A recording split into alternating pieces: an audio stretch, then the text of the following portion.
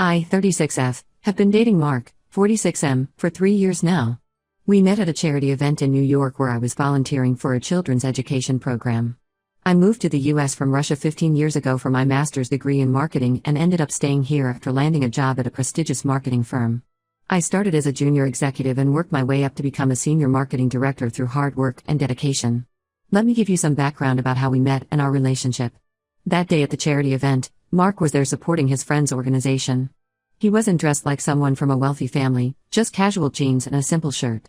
He drove a regular Toyota, and we bonded over our shared interests in classical music, hiking, and traveling. It wasn't until our third date that I accidentally found out his family owned a chain of luxury hotels.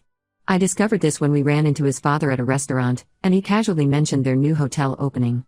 This didn't change anything for me. I was already falling for Mark's kind nature, intelligence, and sense of humor.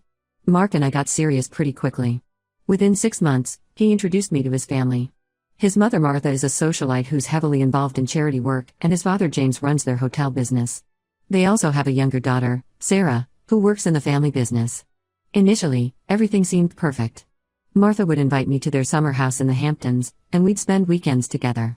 James would ask about my work and seemed impressed by my career growth. Sarah and I became close friends. I even helped organize her baby shower last year and spent weeks planning it.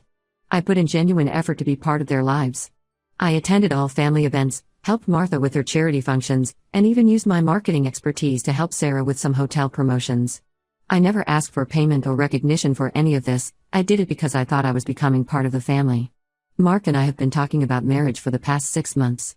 We even looked at houses together last month, and he hinted about proposing soon. We discussed having children, and I met with his family's financial advisor to understand how to merge our assets. I was already planning to sign any prenup they wanted. I have my own money and career, and I never wanted theirs. Everything seemed perfect until yesterday when Mark came over to my apartment. He seemed nervous and uncomfortable. He told me about their Christmas plans. The family was spending 2 weeks at their lodge in Aspen, a tradition they've had for years. Then he dropped the bombshell: I wasn't invited.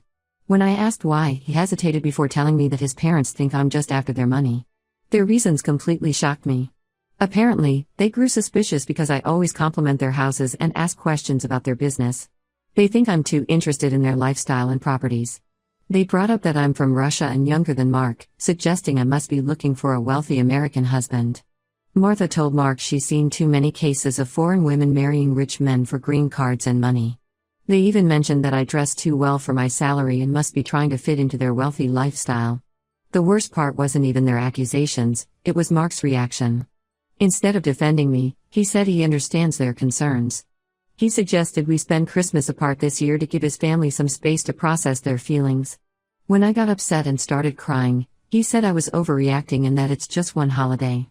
He kept saying things like, let's not make this bigger than it needs to be, and if you have nothing to hide, you'll understand their concerns. I feel completely betrayed and humiliated. I've spent 3 years building a life with this man.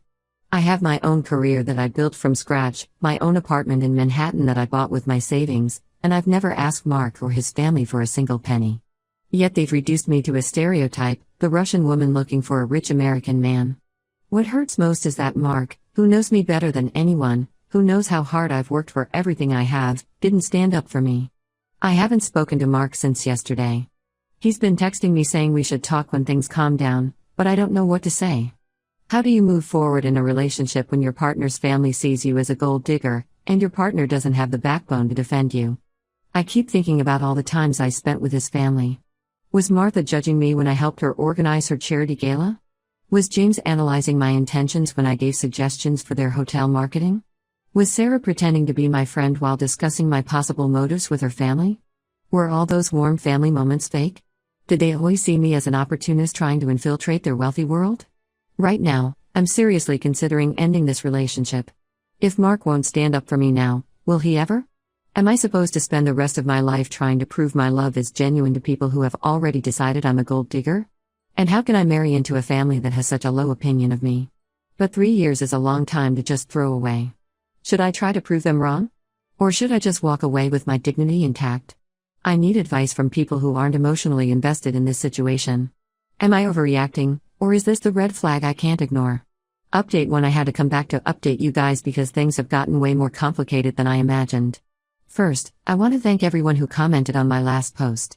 Your support and insights really helped me think clearly about this whole mess. After my last post, I decided to confront Mark. I needed to understand why he wouldn't defend me and hear his side of the story. We met at a cafe near my apartment, somewhere public because I didn't want this to turn into an emotional scene at either of our places. What I found out during this conversation made everything so much worse than I had imagined. Mark finally revealed that his parents hired a private investigator to look into my background 6 months ago. They did this behind his back and only told him about it last month, right before they started planning their Christmas trip. The timing explains why they suddenly don't want me around for the holidays. The PI dug deep into my past in Russia and my life here in America. They found out about my father's construction company in Russia that went bankrupt when I was in college. Dad had to start over from scratch, and that's partly why I worked so hard to build my own career. But Mark's family somehow twisted this into evidence that I'm used to living off other people's money and looking for someone to bail me out. The investigation also uncovered that I briefly dated Robert, another wealthy man, before Mark.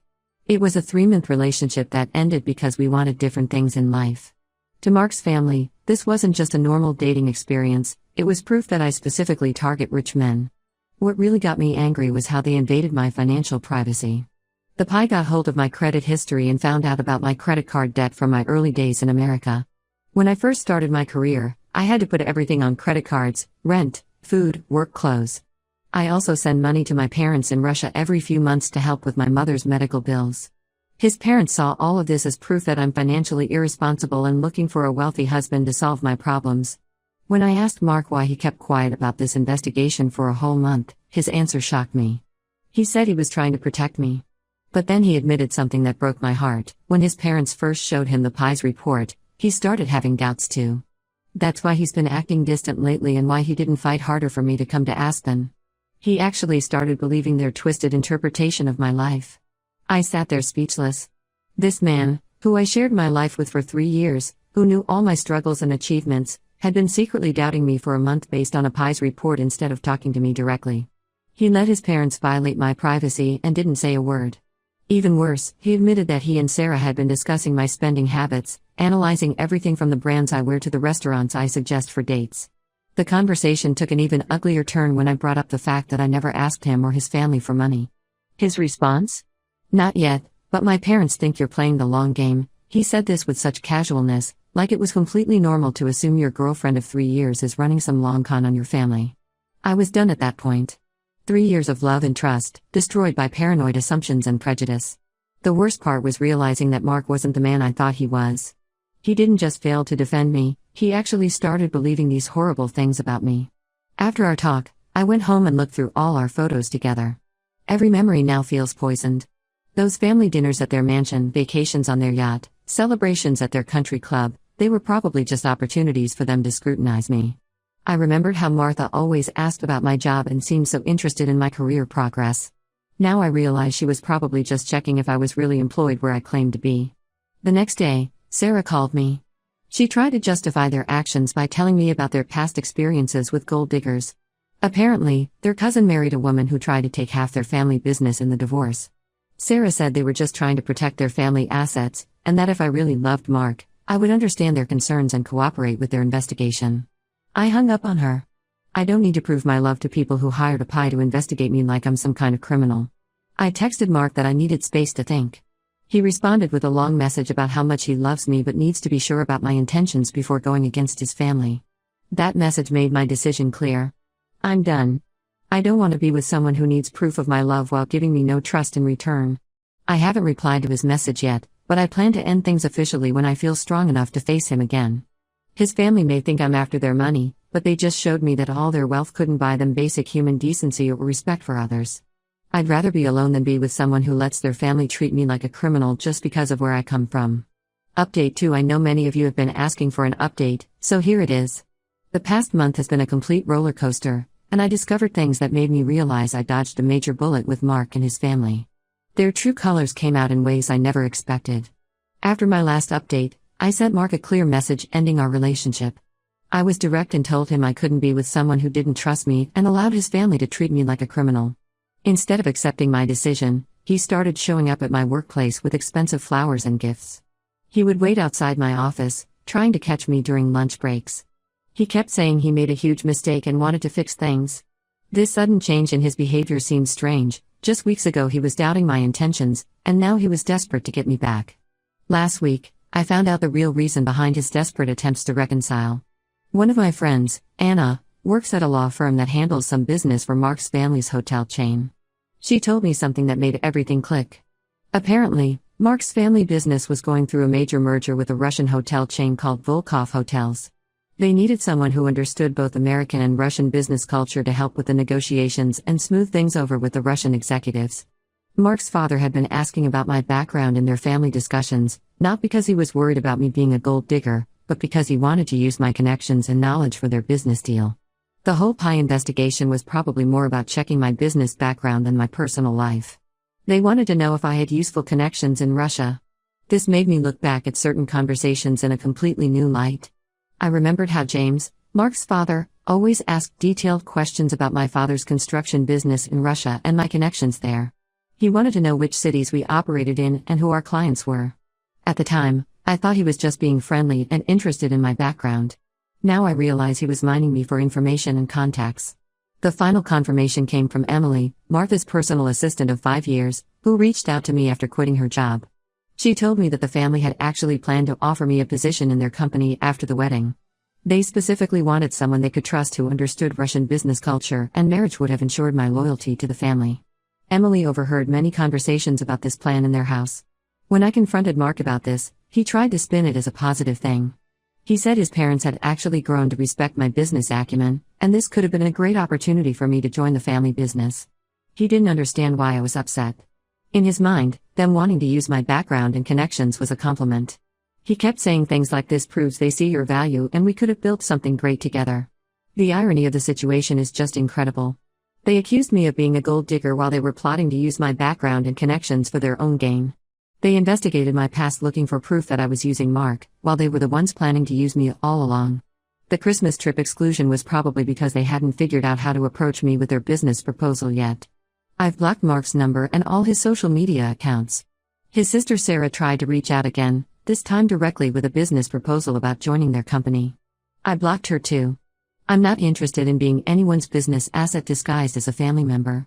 Some of his relatives have been spreading rumors in our social circle that I walked away from the relationship because the family wouldn't give me what I wanted. They're telling people I got upset because they made me sign a prenup agreement, which never even happened. I don't care anymore.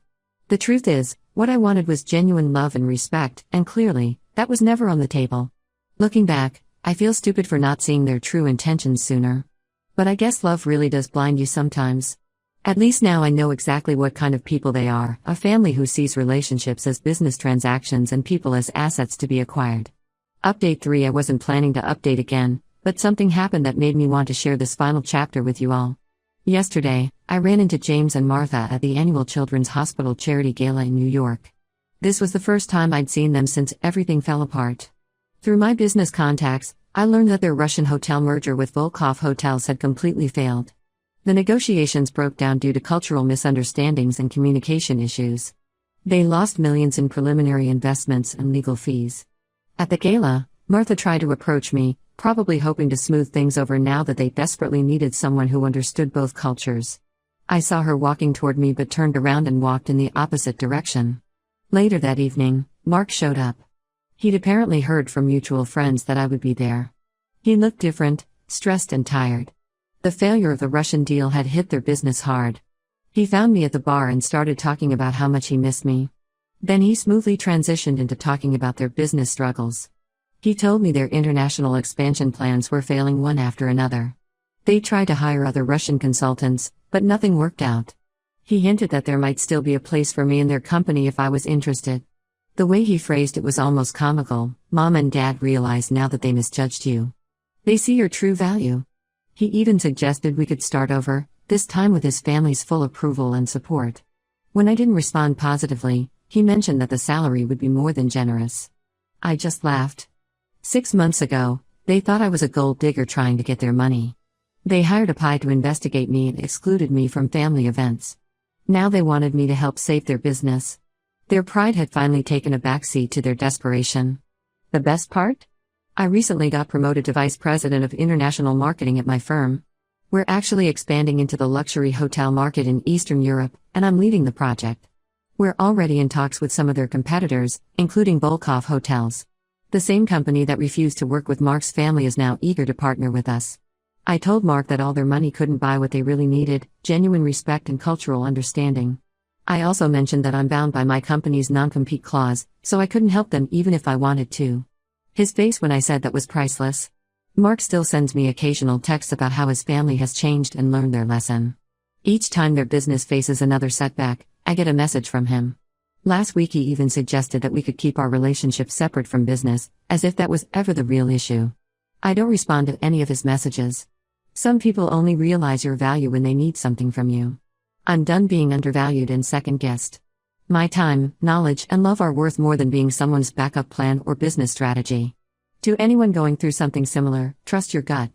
Sometimes walking away is the best way to move forward. I lost a boyfriend and his fake family, but I gained something more valuable: self-respect and the confirmation that I made the right choice. Success really is the best revenge.